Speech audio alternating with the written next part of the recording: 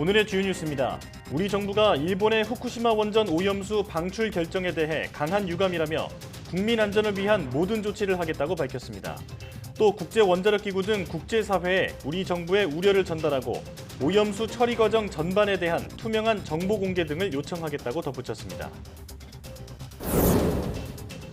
일본의 원전 오염수 방출 결정과 관련해 중국과 미국의 입장이 갈리고 있습니다.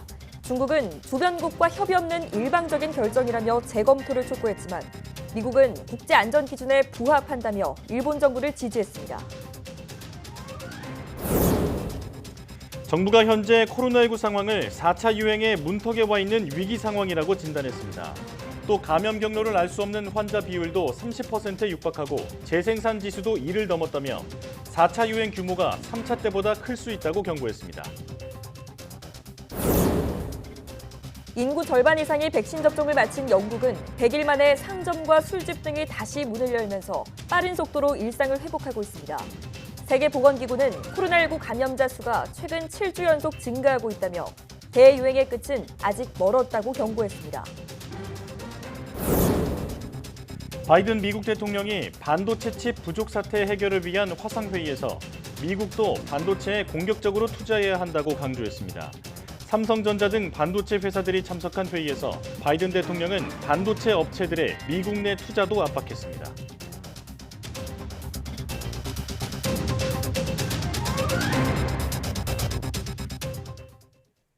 여러분 안녕하십니까? 사이언스 투데이 시작합니다. 일본이 후쿠시마 원전 오염수를 해양 방출하겠다고 결정한 것에 대해 우리 정부는 강한 유감을 밝히고 국민 안전을 위한 모든 조치를 다하겠다고 밝혔습니다. 구윤철 국무조정실장은 정부 서울청사에서 브리핑을 열고 일본 정부의 이번 결정은 절대로 용납할 수 없는 조치라며 강한 유감을 표했습니다. 그러면서 정부는 우리 국민의 안전을 최우선 원칙으로 필요한 모든 조치를 다하겠다며 우리 국민의 우려와 반대 입장을 일본 정부에 전달할 것이라고 밝혔습니다.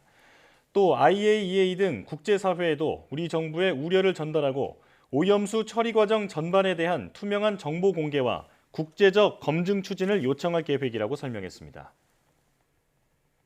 정부의 공식 입장이 나오자 외교부는 아이보시 코이치 주한 일본 대사를 초치했습니다.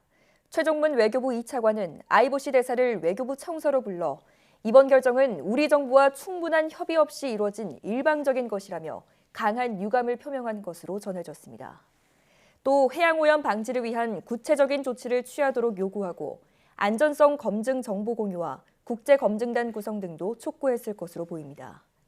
지난 2월 부임한 아이보시 대사가 양국 간 현안으로 초치된 것은 이번이 처음입니다.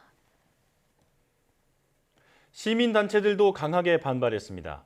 환경운동연합 등 30여 개의 시민사회단체가 모인 탈핵 시민운동은 성명을 내고 주변국이 반대해온 방사능 오염수 방류를 강행하려는 일본 정부의 결정을 핵테러로 규정하고 방류를 막기 위해 모든 수단을 강구하겠다고 밝혔습니다. 또 방사능 오염수를 희석해버린다고 해도 바다에 버려지는 방사성 물질의 총량에는 변함이 없다며 해양 생태계를 넘어 인간에게도 돌이킬 수 없는 재앙이 될 거라고 강조했습니다. 일본의 후쿠시마 오염수 해양 방류 결정이 나오자마자 우리 정부는 물론 민간단체에서도 강하게 반발하고 있습니다. 일본 정부는 오염수를 정화해서 내보내면 괜찮다는 입장이지만 주변국의 우려는 커지고 있습니다. 양회영 기자입니다. 후쿠시마 제1원전에 있는 방사성 오염수입니다. 방사성 물질 60여 종을 제거한 뒤에 원전 안 저장 탱크에 보관 중입니다. 이렇게 보관 중인 오염수는 탱크 1000여 개 분량, 약 125만 톤입니다. 的な意味においては処分の方法として、実行可能な意味においてほとんど唯一と言っていい方法であろうというふうに思います。 문제는 정화를 해도 오염수에는 삼중수소와 세슘 등의 방사성 물질이 그대로 남아있다는 점입니다. 특히 삼중수소가 방류되면 헬륨으로 바뀌면서 유전자 변형이나 세포 사멸, 생식 기능 저하 등을 초래합니다. 유전자 변형 등이 일어난 수산물을 사람이 먹으면 인체에도 영향이 불가피합니다. 더구나 삼중수소가 완전히 사라지려면 최소 수십 년이 걸립니다. 일단 삼중수소라고 하는 거는요, 기존의 그 화학적인 분리, 전해 이런 걸로 갈라지지 않아요. 반감기라는 게 양이 절반으로 줄어든 거. 근데 12년 걸려요. 24년 되면 다 없으면 그렇지는 않고 4분의 1이 남죠. 또 36년 가면은 8분의 1이 남고. 일본 정부의 결정으로 도쿄전력은 2년 뒤 방류를 목표로 준비에 들어갔습니다. 하지만 정화를 해도 남는 삼중수소 등 방사성 물질에 대한 대책은 없어 우리나라 등 주변국의 반발과 논란은 계속될 것으로 보입니다. YTN 사이언스 양우영입니다. 일본 후쿠시마 오염수 방류 결정에 대해 우리나라와 함께 또 다른 당사국인 중국도 즉각 반발하고 나섰습니다. 중국 외교부는 대변인 담화를 내고 일본 정부의 후쿠시마 원전 오염수 해양 방류 결정이 주변국과의 협의 없이 일방적으로 진행됐다면서 재검토를 촉구했습니다. 특히 이해관계가 있는 관련 각국 그리고 국제원자력기구와의 충분한 협의를 통해서 의견 일치에 도달하기 이전에 일본이 오염수의 무단 방류를 개시해서는 안 된다고 강조했습니다.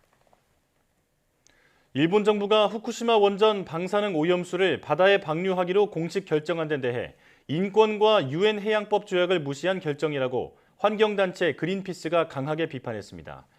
그린피스 일본 지부는 일본 정부가 방사성 물질이 포함된 오염수를 바다에 방류하기로 결정한 뒤 성명을 발표하고 이번 결정은 후쿠시마를 시작으로 일본 국민 그리고 아시아 태평양 지역 시민들의 인권과 이익을 완전히 무시한 것이라며 강력히 비판했습니다. 그린피스 본부 제니퍼 모간 사무국장도 일본 정부와 도쿄전력이 방사능 오염수를 태평양에 의도적으로 투기하는 것을 정당화하려는 것은 언어 도단이라고 지적하면서 유엔 해양법 조약에 따른 일본의 법적 의무를 무시하는 처사라고 반대 입장을 분명히 했습니다. 이런 가운데 미국 국무부가 후쿠시마 원전 방사능 오염수를 바다에 방류하기로 한 일본 정부 결정을 지지하는 입장을 내놨습니다. 네드 프라이스 미 국무부 대변인은 성명을 통해 미국은 일본 정부가 현재 후쿠시마 원전에 보관된 처리수 관리와 관련해 여러 옵션을 검토한 것을 안다고 밝혔습니다. 그러면서 특수하고 어려운 이 상황에서 일본은 여러 옵션과 그들이 미칠 영향을 따져보고 투명하게 결정을 내렸으며 국제적으로 수용된 핵 안전 기준에 따른 접근법을 택한 것으로 보인다고 말했습니다. 이어 일본 정부가 이런 접근법의 효과를 감독하면서 계속해서 협조와 소통을 해주길 기대한다고 덧붙였습니다.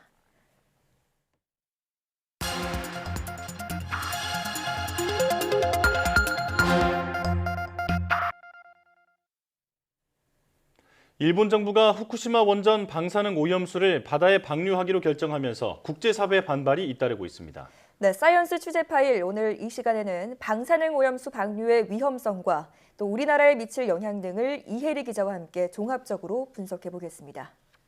어서 오십시오. 네, 이혜리 기자, 일본 정부가 방류하겠다는 오염수 125만 톤 가운데 일부만 배출 기준을 충족하고 있죠.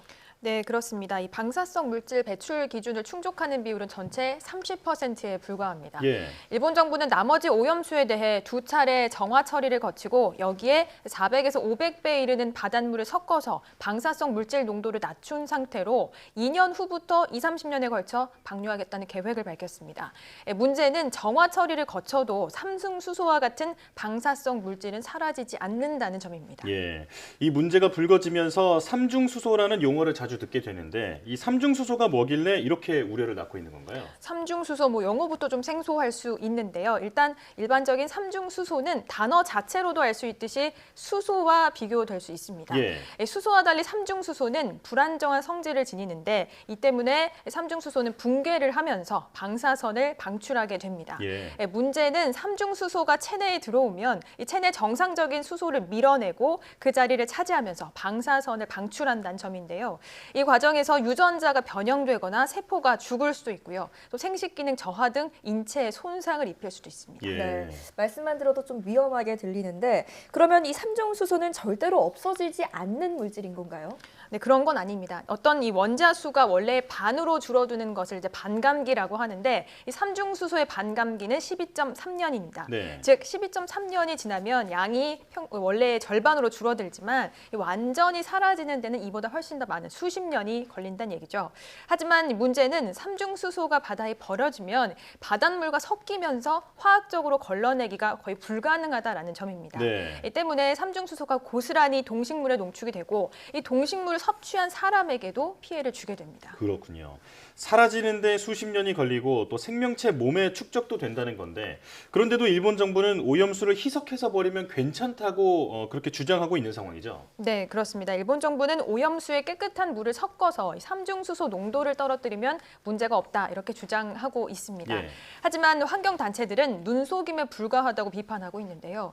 오염수를 희석하더라도 이 버려지는 방사성 물질 총량에는 변함이 없다라는 얘기입니다. 예. 오염수 안에 있는 세슘과 스트론튬 등 약 65종의 방사성 물질도 안심할 수는 없습니다. 도쿄전력은 다핵종 제거 설비 알프스라는 장비를 통해서 이 오염수를 처리하고 있는데요. 정화된 오염수에 삼중수소가 남는 건 물론이고 세슘이나 스트론튬 같은 이 다른 방사성 물질 역시 완전하게 제거되기는 현실적으로 불가능하기 때문입니다. 일본 내에서도 이 문제를 지적하는 목소리가 나오고 있는데요. 직접 들어보시겠습니다. 始まったばっかりで、二次処理した結果、さまざまな放射性物質が総量としてどのぐらい、取り切れずに残るのかっていうのは、それはまだわからないという。62カ種以外のものっていうのはトリチウムだけではないと思いますので、62カ種を取ってトリチウムだけですよっていうようなプレゼンテーションはとても間違っていると思います。 네, 일본 내에서도 이 점을 우려하고 있다는 건데 여러모로 걱정이 좀 큽니다. 일본이 이런 결정을 내리게 된 이유는 무엇인가요? 네, 기본적으로는 오염수가 계속해서 발생하고 있다라는 건데요. 2011년 동일본 대지진 이후 후쿠시마 제1원전에는 빗물과 지하수가 유입돼 하루 평균 140톤의 오염수가 발생하고 있는 것으로 알려졌습니다. 또한 오염수를 다 정화하는 데는 수백조 원이 들 것으로 추산되는 등 경제적인 문제도 부담스러운 상황입니다. 네. 일본 정부는 앞서 지난해 10월 내년 여름이면 오염수 보관 탱크 저장 용량이 한계에 달한다는 이유로 해양 방류 방침을 정하려고 했지만 국내외 거센 반발로 결정을 한 차례 미뤘는데요. 결국 일본이 매일 발생하는 오염수를 더는 감당할 수 없는 상황에서 비용이 적게 드는 해양 방류 카드를 꺼내든 것입니다. 스가 요시히데 일본 총리는 취임 초기부터 오염수 해양 방류를 여러 차례 시사했는데요. 직접 들어보시겠습니다. 今後できるだけ早く政府として責任を持って処分方針というものを決めたい。 바다가 다 연결돼 있기 때문에 일본은 물론이고 주변국, 더 나아가서는 전 세계인의 건강이 위협받고 있는 상황이라고 볼 수 있겠군요. 네, 그렇습니다. 또 심각성을 보여주는 연구가 나왔었죠. 네. 독일 연구진에 따른 건데요. 독일 킬대학 헬름헬츠 해양연구소 분석 내용을 보면 방출된 오염수가 제주 앞바다까지 도달하는데 7개월밖에 걸리지 않는다라고 나타났습니다. 예. 또 280일 이후에는 동해 앞바다에 도달한다고 분석했습니다. 이렇듯 일본과 밀접한 우리나라의 경우에는 직접적인 피해가 생겨나는 것은 명확한 일이라고 할 수 있는데요.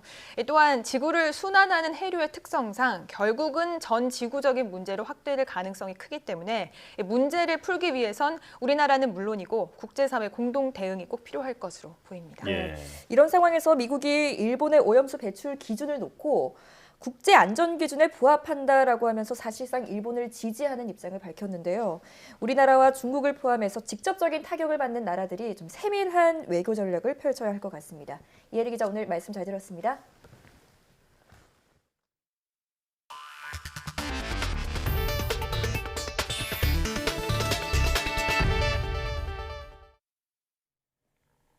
문재인 대통령은 청년들이 겪는 어려움을 공감하고 함께 나누며 기존의 대책을 넘어서는 특단의 대책을 강구해달라고 주문했습니다. 문 대통령은 국무회의를 주재하면서 일생에서 가장 중요한 시기에 있는 청년들이 코로나 충격에 가장 많이 노출돼 있다며 이같이 말했습니다. 무엇보다 중요한 건 일자리라며 민간 기업이 더 많은 일자리 창출에 나설 수 있도록 정부가 지원하고 디지털 데이터, 인공지능, 소프트웨어 분야 등 미래 산업 인력을 양성하는 직업 훈련을 강화해야 한다고 강조했습니다. 직접 들어보시겠습니다. 정부는 청년들이 겪는 어려움을 공감하고 함께 나누며 기존의 대책을 넘어서는 특단의 대책을 강구해 주기 바랍니다. 우리 정부 들어 청년 기본법을 만들고 청년 정책 기본 계획을 발표했으나 시작에 불과합니다. 무엇보다 청년들의 눈높이에 맞고 청년들이 체감할 수 있는 정책을 마련하는 데 각별히 신경을 써주기 바랍니다. 무엇보다 청년들에게 중요한 것은 일자리입니다. 청년 일자리를 하나라도 더 늘릴 수 있도록 정부가 마중물이 되어야 하겠습니다. 정부는 이번 한 주가 코로나19 4차 유행이 본격화할지 여부를 가르는 중요한 시기라며 방역수칙 준수를 당부했습니다. 권덕철 중앙재난안전대책본부 1차장은 중대본 회의 모두 발언에서 최근 코로나19 상황을 4차 유행의 문턱에 와 있는 위기 상황이라고 진단했습니다. 권 1차장은 한 사람이 평균적으로 1.12명에게 바이러스를 옮기고 있으며 어디서 감염됐는지 모르는 확진자 비율도 28.2%로 3주 연속 증가했다며 4차 유행의 규모가 지난 3차 때보다 훨씬 클 수 있다는 경고가 있다고 말했습니다. 혼자서 코로나19를 검사할 수 있는 자가진단키트를 국내에도 도입하자는 목소리가 나오고 있습니다. 하지만 자가진단키트는 PCR 검사보다 정확성이 떨어져서 도입에 반대하는 목소리도 만만치 않습니다. 이성규 기자입니다. 코에서 채취한 검체를 진단키트에 떨어뜨립니다.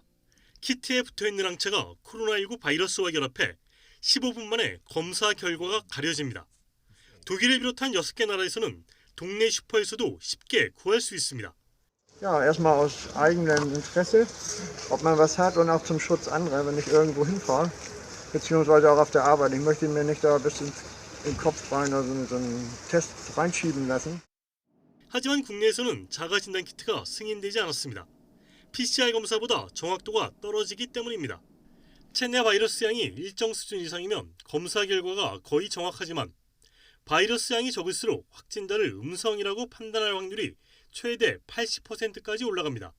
실제로 가짜 음성으로 나온 경우에는 안심하고 이 다른 사람에게 접촉을 하면서 실제 바이러스를 퍼뜨릴 위험성이 있고요. 이 때문에 미국 FDA는 자가진단 키트에서 음성이 나오더라도 의심 증상이 있으면 PCR 검사를 받아야 한다고 강조하고 있습니다. 자가진단 키트는 단순한 보조 수단이라는 겁니다. 가정 내에서 이 키트를 일주일에 2번 정도 한 36시간 간격으로 검사를 하게 되면 처음에는 안 나오지만 2번, 3번째는 우리가 확진을 할 수 있고 확진이 되는 경우에는 바로 진료를 보고. 하지만 4차 유행에 대한 우려가 나오는 상황에서 자가진단 키트 도입 필요성을 마냥 무시할 수도 없습니다. 정부는 일단 정확도가 높은 국산 자가진단 키트 개발을 지원하고 전문가용 진단 키트 일부를 조건부로 자가진단 키트로 사용하도록 방침을 정했습니다. 또 이번 기회에 자가진단 키트에 대한 구체적인 활용 지침도 함께 마련하기로 했습니다. YTN 사이언스 이성규입니다. 인구의 절반 이상이 코로나19 백신을 맞은 영국은 그동안 문을 닫았던 상점과 체육관 등의 영업이 재개되면서 빠른 속도로 일상을 회복하고 있습니다. 하지만 세계보건기구는 전 세계적으로 코로나19 확산세가 더욱 빨라졌다며 코로나19 대유행의 끝은 아직 멀었다고 경고했습니다. 박경석 기자가 보도합니다. 4, 3, 2, 1. Ladies and gentlemen, take your seats. Have your first drinks. 100일 동안 휴업했던 술집이 다시 문을 열었습니다. 야외 좌석에 한해서만 영업이 허용됐지만 마음 급한 손님들은 자정부터 술집으로 몰려들었습니다. As long as people don't have too much, I think everyone's just looking forward to getting back to normal again. 그동안 온라인 주문만 가능하던 옷가게와 신발 가게 앞에도 긴 줄이 늘어섰습니다. 미장원과 이발소도 오랜만에 머리 손질을 하러 온 손님들로 붐볐습니다. 지난 1월 3차 봉쇄 조치 이후 상점과 술집, 체육관 등 수십만 곳이 다시 문을 열면서 영국 전역이 빠른 속도로 일상을 회복하고 있습니다. 영국은 전체 인구의 절반인 3,200만 명가량이 최소 한 차례 이상 백신을 맞을 정도로 접종 속도가 빠릅니다. 여기에 코로나19에 감염됐다 항체가 만들어진 사람까지 포함하면 이번 주를 기점으로 집단 면역이 형성됐을 것이란 희망적 분석도 나오고 있습니다. 하지만 전 세계적으로 보면 상황은 계속 악화하고 있습니다. 세계보건기구 WHO는 코로나19 감염자 수가 최근 7주 연속 증가하고 있고 사망자도 4주 연속 늘고 있다고 경고했습니다. Confusion, complacency, and inconsistency in public health measures and their application are driving transmission and costing lives. WHO는 코로나19 대유행의 끝은 아직 멀었다며 백신뿐 아니라 사회적 거리 두기 등 기본 방역 수칙을 지키는 것이 무엇보다 중요하다고 강조했습니다. YTN 박경석입니다. 유럽의 코로나19 사망자가 100만 명을 넘어섰습니다. 세계보건기구 WHO는 현지 시각 12일 기준으로 유럽의 누적 사망자 수가 101만 명을 기록했다고 밝혔습니다. 국가별로는 영국이 12만 7천여 명으로 사망자가 가장 많고 이탈리아 11만 4천여 명, 러시아 10만 3천여 명, 프랑스 9만여 명 순입니다. 누적 확진자 수는 프랑스가 498만 명으로 가장 많은 것으로 집계됐습니다. 이어 러시아 465만 명, 영국 437만 명, 터키 385만 명, 이탈리아 377만 명 순입니다. AFP 통신은 유럽 각국이 백신 보급과 접종 속도를 끌어올리기 위해 안간힘을 쓰는 가운데 사망자 100만 명이라는 암울한 현실을 맞게 됐다고 전했습니다. 영국발 코로나19 변이 바이러스가 기존 바이러스와 비교해 증상을 악화시키거나 사망률을 높이지는 않는다는 연구 결과가 나왔습니다. 로이터와 NBC 뉴스는 영국 연구팀이 지난해 11월 9일부터 12월 20일까지 유니버시티 칼리지 런던 병원과 노스 미들덱스 대학 병원에 입원한 코로나19 환자 341명을 대상으로 한 연구에서 이 같은 결과를 얻었다고 보도했습니다. 보도에 따르면 연구팀은 환자들의 검체 속 바이러스 샘플을 분석해 대상 환자의 58%는 영국 변이, 42%는 다른 코로나19 바이러스에 감염된 것을 확인했습니다. 이후 두 그룹으로 환자를 나눠 상태를 관찰했는데 영국 변이에 감염된 환자군의 증상이 더 심하거나 사망률이 높지는 않았다는 결론을 얻었습니다. 영국 변이에 감염된 환자군에서는 바이러스 검출량이 더 많다는 사실도 확인됐지만 왜 많은지는 원인을 밝혀내지 못했습니다. 영국이 50대 이상을 대상으로 코로나19 백신의 1차 접종을 완료했습니다. 보리스 존슨 영국 총리는 이 같은 사실을 전하며 중대한 이정표를 다시 한번 통과했다고 말했습니다. 영국은 고위험군과 의료진, 사회복지사 등 가장 취약한 9개 그룹에 4월 15일까지 접종을 마치기로 선언했는데 그 목표를 조기에 달성한 겁니다. 존슨 총리는 현재까지 3,200만 명 이상이 코로나19 백신을 맞았다며 7월 말까지 모든 성인에게 백신을 접종하도록 총력을 기울이겠다고 말했습니다. 영국 공중보건국은 현재까지 백신 접종으로 60대 이상에서 10,000명의 생명을 구할 수 있었다고 분석했습니다. 백악관이 주재하는 반도체 관련 화상회의가 삼성전자 등이 참석한 가운데 열렸습니다. 조 바이든 대통령은 반도체와 배터리 분야는 기간 산업이라며 공격적인 투자가 필요하다고 강조했습니다. 워싱턴 강태욱 특파원의 보도입니다. 자동차용 반도체 칩 부족 사태에 대한 해결을 모색하기 위해 열린 화상회의. 바이든 대통령이 반도체 웨이퍼를 들어보이며 기간 산업이라고 규정했습니다. Chips like the one I have here, these chips, these wafers, are batteries, broadband, it's all infrastructure. This is infrastructure. So look, we need to build the infrastructure of today, not repair the one of yesterday. 상원과 하원 의원 수십 명이 반도체 투자를 지지하는 서한을 보내왔다고 소개했습니다. 세계의 다른 나라들이 반도체와 배터리 분야에서 공격적으로 투자하고 있다며 미국도 그래야 한다고 강조했습니다. China and the rest of the world is not waiting, and there's no reason why Americans should wait. We're investing aggressively in areas like semiconductors and batteries. That's what they're doing and others. 이번 회의에는 포드와 GM 등 미국 자동차 제조회사들과 구글 모회사인 알파벳과 인텔 등 굴지의 IT 기업들이 참석했습니다. 또 우리나라 삼성전자를 비롯해 타이완의 TSMC 등 반도체 회사들도 함께했습니다. 반도체 부족 사태로 미국 자동차 회사들이 조업을 멈추면서 이를 해소할 방안을 모색하는 자리지만 바이든 대통령이 미국 내 투자를 강조한 겁니다. 특히 2,500조 원 규모의 기간산업 투자 확대와 맞물려 삼성의 검토 중인 반도체 공장을 넘어선 추가 투자를 요구하는 압력이 이어질 수 있다는 관측도 나오고 있습니다. 워싱턴에서 YTN 강태욱입니다.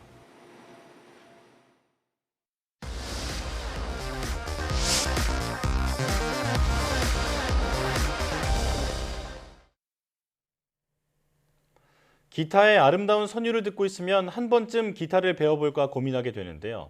취미로 기타 연주를 하는 분들도 주변에 많습니다. 네, 크기는 작지만 어느 악기보다 풍부하고 또 아름다운 소리를 내는 기타의 과학적 원리는 무엇일까요? 이번 주 사이언스 앤 라이프에서는 기타에 빠진 분들을 만나봤습니다.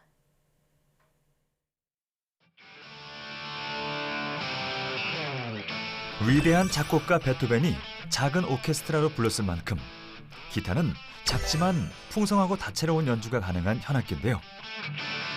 그래서 한 번 빠지면 헤어나올 수 없는 매력을 가진 악기 기타.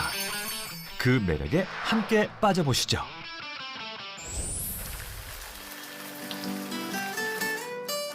촉촉이 비가 내리는 어느 날, 오늘의 주인공을 만나기 위해 찾아간 곳.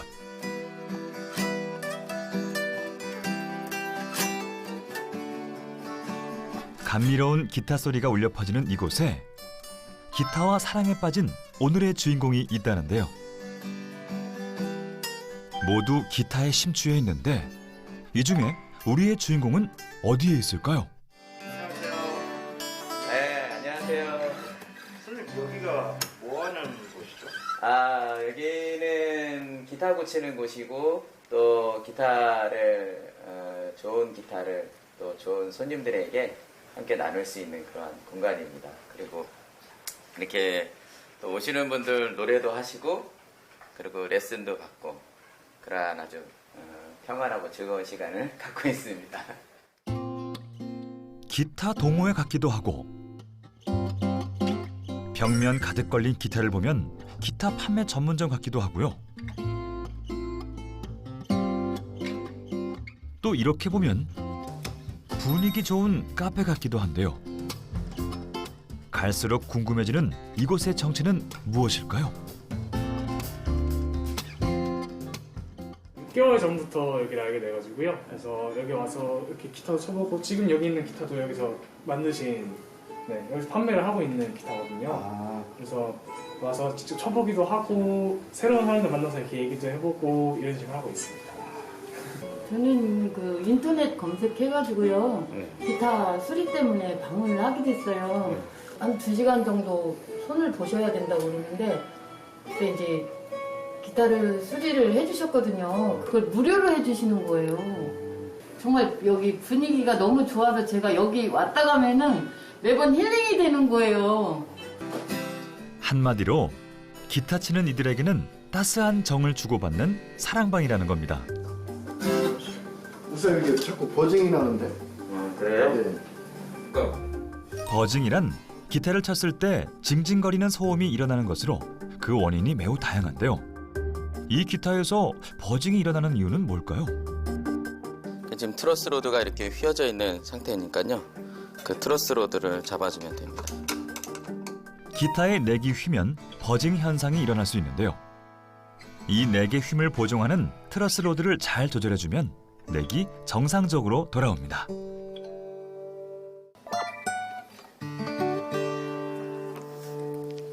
한번 쳐보세요.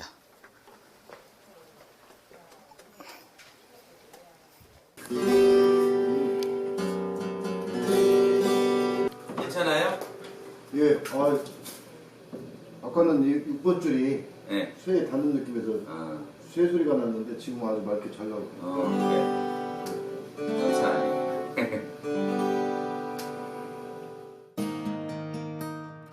그렇다면 기타는 어떤 원리로 소리가 나는 걸까요?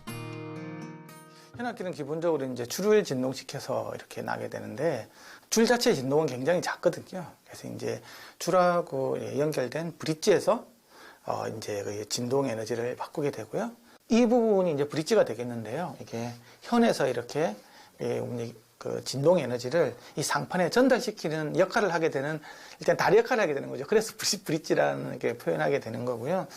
실제로 이 브릿지는 이 울림통의 중앙 부분에 위치가 되어 있고 그 뒤에 이제 뒤에 브레이싱이 바로 연결이 되어 있습니다. 그래서 이렇게 줄이 위아래로 떨리면 거기에 맞게끔 그 진동 에너지를 크게 증폭을 시켜서 이렇게 우리가 아름다운 소리를 듣게 되게 됐습니다.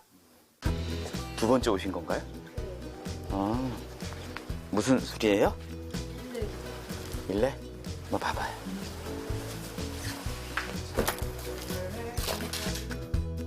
먼저 넥이 휘진 않았나 살펴보고 다른 곳에 이상은 없는지 확인합니다. 이거는 지금 일렉 기타인데요. 소리가 지금 안 나가지고 끊어지지는 않았는데요. 숙련된 기술과 섬세한 정성이 필요한 기타 소리를 4년째 무상으로 해오고 있다는 구인수 씨. 그는 어떻게 해서 기타를 무상으로 고쳐주기 시작한 걸까요? 악기 제작을 배웠는데요. 악기 제작을 해서 사람들을 좀 이렇게 만나고 또 소통할 수 있는 수단이 뭐가 있을까 생각을 하다가 길게는 1시간, 짧게는 30분 정도 이렇게 그분들하고 이야기를 하다 보면은 이제 그분들의 인생사를 들을 수 있는 기회가 저에게 주어져서 너무 좋더라고요. 기타가 좋은 만남의 통로, 그런 통로가 되어줘서 참 감사하네요. 그는 자신의 손길을 거쳐 고장난 기타가 다시 아름다운 소리를 되찾을 때, 그리고 사람들이 기뻐하는 모습을 볼 때 큰 보람을 느낀다고 합니다.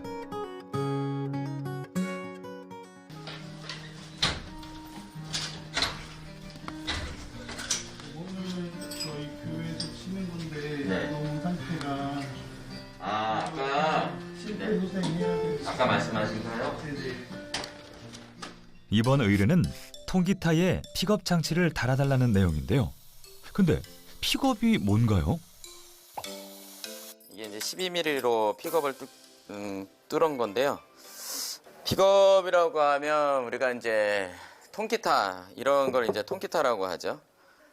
야외에서 그리고 공연을 할 때 좀 소리를 확장시켜주는 그런 전자의 힘을 빌어서 스피커나 앰프를 통해서 소리가 더 확장되어서 사운드를 크게 만들어주는 장치를 이제 이 픽업이라 그래요.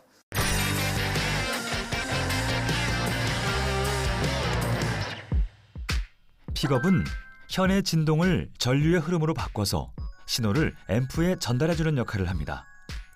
진동을 전류로 바꾼다는 점에서 마이크와 비슷하지만 공기의 진동을 감지하는 마이크와 달리 픽업은 현의 진동만을 감지해낸다는 점이 다릅니다. 이제 여기에 기타가 많이 진열되어 있는데요. 일단 목재 종류를 우리가 좀 나눈다고 하면은 파독이라고 하는 목재예요. 나무 자체가 이 색깔이에요. 그리고 이 기타는 이제 마호가니라는 목재를 사용하고 있는 거예요. 마호가니. 그리고 이 기타 축구파는 보통 이제 로즈들을 사용하고 있는 거죠. 그 상판은 거의 울림이 좋은 스프로스라는 목재를 사용하고 있고, 그 다음에 이제 측판과 후판, 축구파는 마호가니를 쓰기도 하고, 이렇게 파독을 쓰기도 하고, 로즈드라는 목재를 쓰기도 하고, 이런 메이플 바이올린을 만들 때 쓰는 목재를 사용하고 있어요.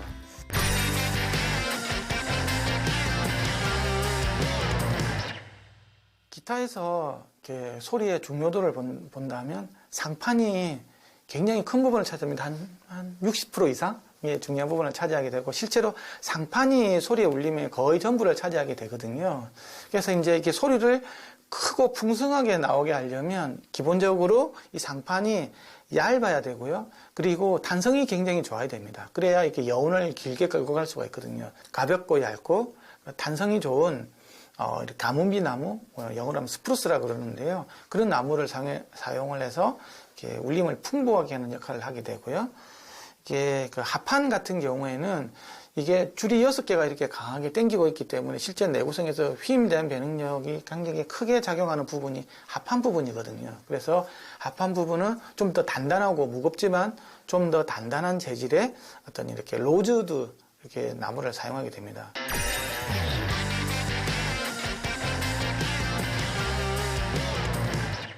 이게 이제 상판인데요. 이 기타 안을 우리가 쉽게 볼 수 있는 기회가 많이 없잖아요. 네, 여기서 잠깐 보여드리면 기타의 전형적인 엑스브레스입니다. 그리고 이거는 이제 브릿지 플레이트라고요.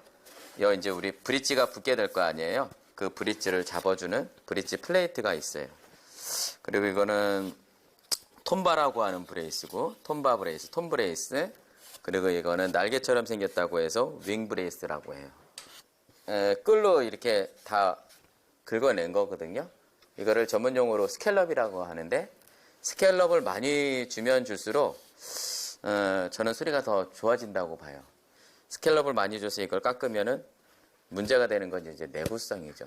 그 내구성을 보완하는 것은 좋은 목재, 그리고 또 그 이후에 상판이 올라오지 않게 온습도를 잘 관리해주면 기타를 잘 유지시켜 나갈 수 있습니다.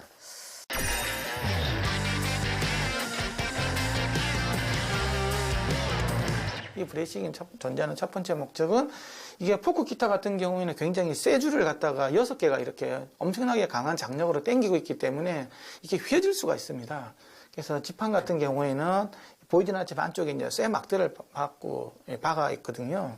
그리고 몸통 같은 경우에는 이런 쇠 막대를 붙일 수가 없기 때문에 이 휘어지는 걸 방지하기 위해서 일단 저런 나무를 덧대서 이렇게 내구성을 강화하는 게 첫 번째 목적이고요. 사실은 어떻게 보면 그보다 더 중요한 이유는 이렇게 어떤 식으로 이렇게 브레이싱을 갖다가 처리를 하느냐에 따라서 이 소리의 울림을 제어를 할 수 있습니다. 그래서 실제 본다고 하면 이 브레이싱이라는 게 어떤 그 기타 소리의 어떤 핵심이 되는 부분이고요. 이 울림을 어떻게 제어하느냐에 따라서 얼마만큼 풍부하고 좋은 소리가 나오냐는 결정적인 부품이 되겠습니다. 기타의 몸통은 크게 상판, 측판, 후판으로 나뉘는데요. 상판의 울림과 측후판의 반향을 통해 기타의 소리가 완성된다고 볼 수 있습니다. 바쁜 일상 속 지친 마음을 어루만져주는 기타 소리. 이 아름다운 소리에 무수한 과학의 원리가 담겨져 있었네요.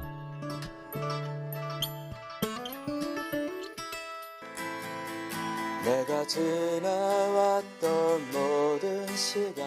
새로운 취미, 뭘 배울까 고민 중이라면 아름다운 선율이 매력적인 기타 연주에 도전해 보심이 어떨까요? 당연한 거다.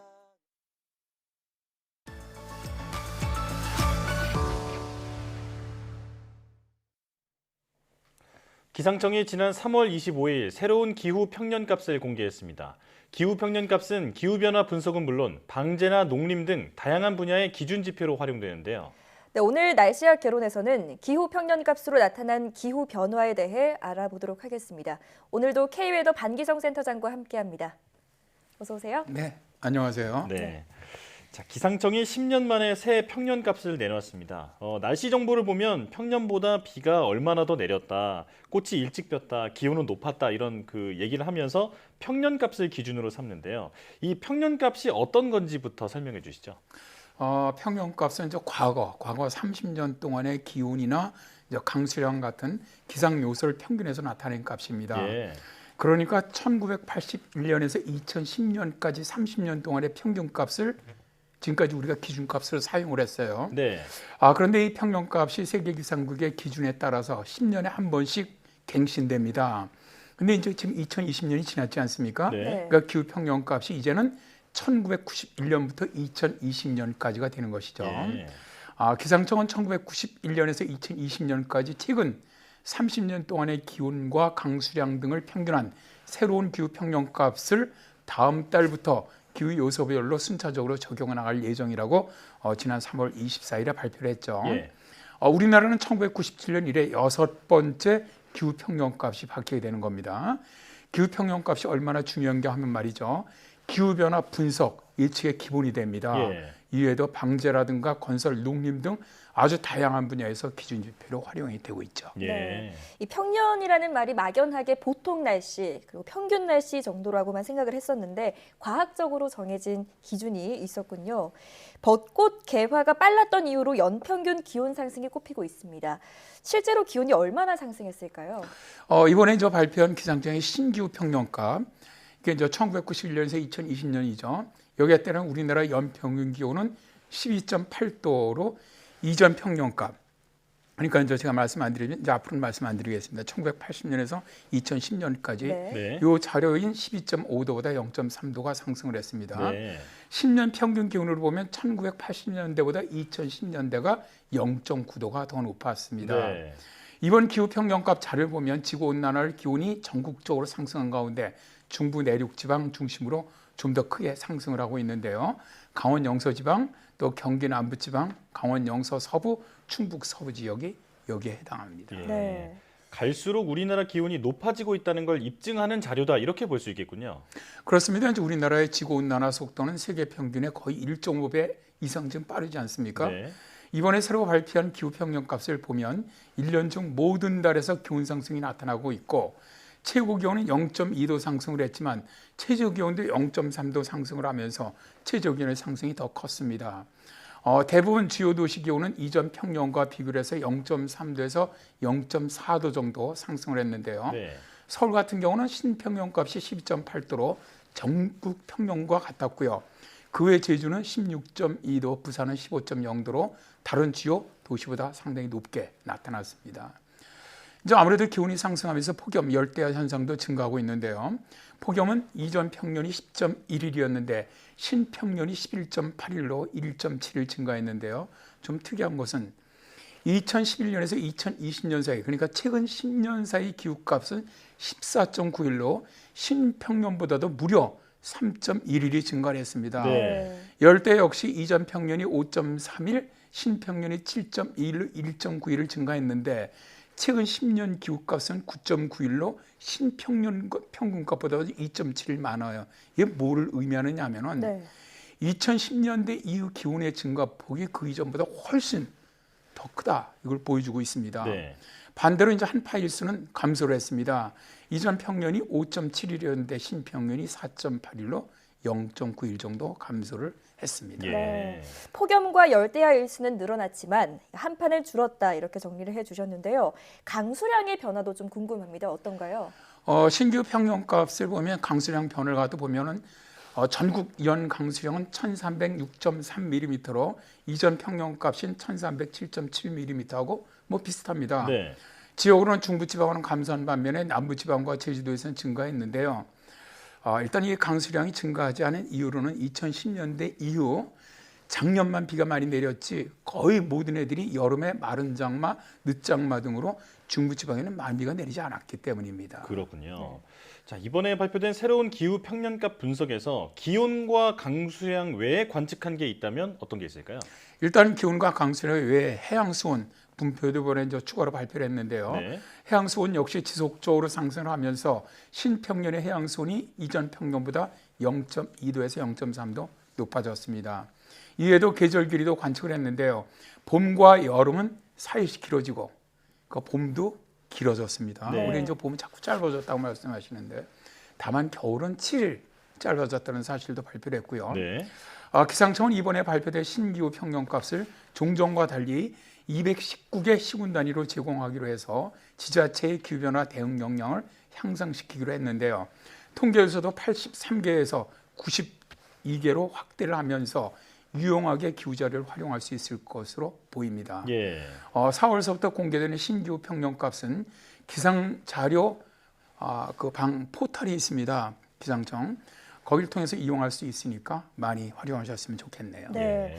추가적으로 질문드릴 게 있는데 아까 앞서서 10년 평균 기온으로 보면 1980년대보다 2010년대는 0.9도가 더 높아졌다 이렇게 말씀해 주셨잖아요. 네네. 그런데 0.9도라는 수치가 저희한테는 그렇게 크게 높아졌다라는 것으로 와닿지는 않거든요. 이게 어느 정도로 큰 변화가 있는 건가요?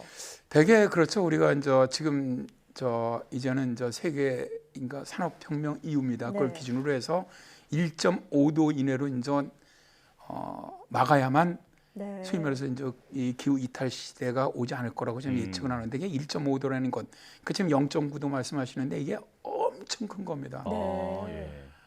그러니까 실제로 자 이제 1980년대부터 2010년대 0.9도가 상승했다는 얘기는 산업혁명 이전서부터로 한다면 우리나라 같은 경우는 거의 2도 정도 상승하고 있다는 얘기거든요. 네. 그러니까 이미 세계에서 2015년 파리 협약 때 2도 상승을 억제하자 그랬다가 이제 그게 2018년 인천 그때 그 회의 때 네. 1.5도로 내렸는데 우리나라 같은 경우는 이미 1.5도를 사실은 넘은 거죠. 네. 그러니까 굉장히 우리나라 입장에서 본다면 세계 평균보다도 지금 기온 상승도 높고 기후변화로 인한 피해도 앞으로 더 커질 가능성이 높다고 보시면 됩니다. 네. 수치로는 적지만 아주 큰 변화다 이렇게 정리해 주셨습니다. 이번에 새롭게 업데이트된 기후 평년값이 앞으로의 기후변화 시대의 새로운 기준이 돼서 다양하게 많이 활용되길 바랍니다. 지금까지 K웨더 반기성 센터장과 함께했습니다. 오늘 말씀 잘 들었습니다. 네, 고맙습니다.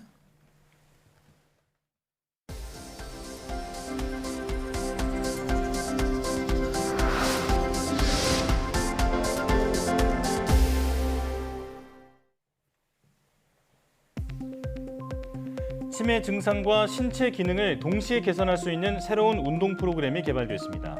스위스 취리히 연방공과대학 연구팀은 인지 기능과 신체 기능을 동시에 훈련할 수 있는 치매 환자를 위한 운동 프로그램을 개발했다고 밝혔습니다. 연구팀은 중증 치매 환자 45명을 대상으로 8주 동안 일주일에 3번씩 개발한 운동 프로그램을 하게 한 결과 집중력과 기억력 등 인지 기능이 개선되고 반응 시간이 짧아져 신체 능력도 좋아졌다고 설명했습니다. 북미 대륙에 사는 회색 늑대가 마지막 빙하기 때 멸종하지 않고 살아남은 비결이 밝혀졌습니다.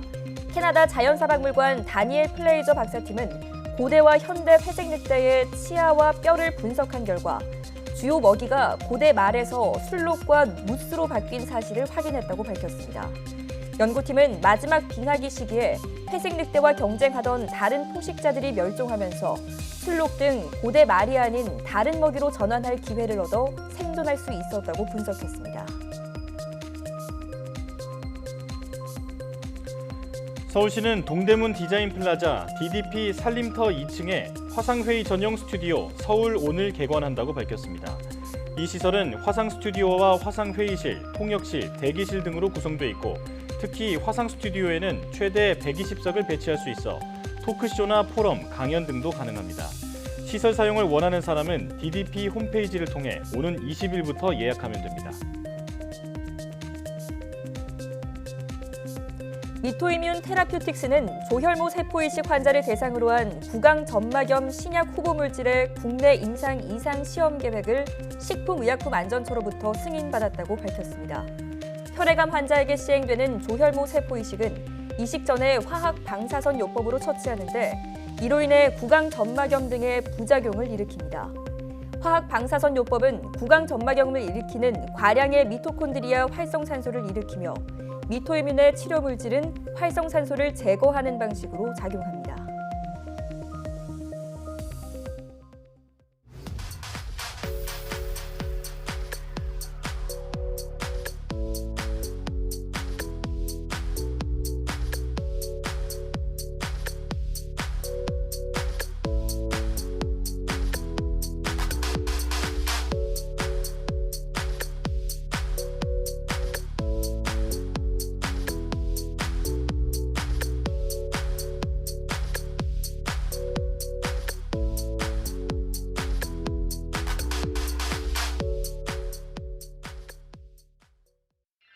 야, 우리가 제천까지 왔네. 어쨌든 제천하면 청풍호를 빼놓을 수가 없고.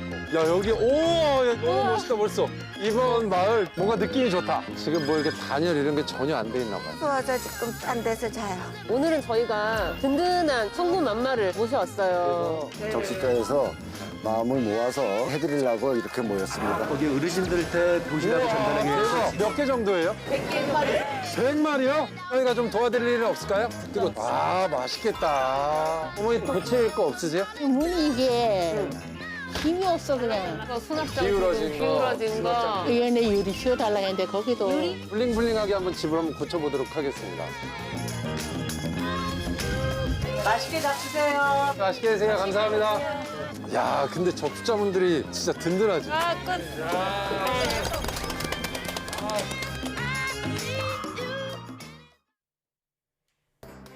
고초듀오가 충북 제천을 찾았는데요. 이번에도 대한적십자사 여러분들이 힘을 보태주셨네요. 네, 집수산부터 삼계탕 배달까지 함께해서 더 힘이 났을 것 같습니다. 도움이 필요한 분들은 언제든지 YTN사이언스 홈페이지에 사연 남겨주시기 바랍니다. 어려운 시기 YTN사이언스는 국민과 함께하겠습니다. 시청해주신 여러분 고맙습니다.